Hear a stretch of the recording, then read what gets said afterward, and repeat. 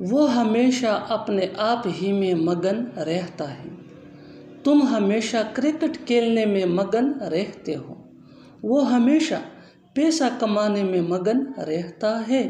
मैं हमेशा पढ़ने में मगन रहता हूँ। इन जुमलों में हम कह रहे हैं मगन।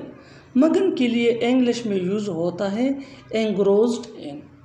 मगन के लिए इंग्लिश में यूज़ होता है एंग्रोस्ड इन। आइए कंप्लीट स्ट्रक्चर देखते हैं। Subject plus helping verb plus engrossed in plus object plus verb plus ING. Subject plus helping verb plus engrossed in plus object plus verb plus ING. आगे detail से समझाता हूँ मिसालों से। वो हमेशा अपने आप ही में मगन रहता है।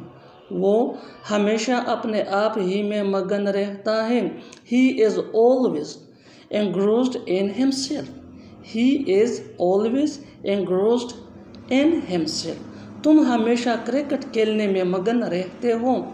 तुम हमेशा क्रिकेट खेलने में मगन रहते हो। You are always engrossed in playing cricket. You are always engrossed in playing cricket. वो हमेशा पैसा कमाने में मगन रहता है।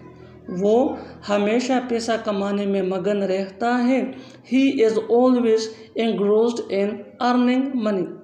He is always engrossed in earning money.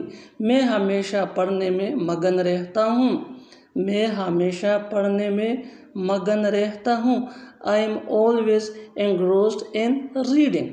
I am always engrossed in reading। और आखिर में ये सेंटेंस आपके लिए, कमेंट बॉक्स में इसका जवाब ज़रूर देना। हम हमेशा काम में मगन रहते हैं। हम हमेशा काम में मगन रहते हैं। Subscribe English page for more advance English sentence structure. Thanks madam.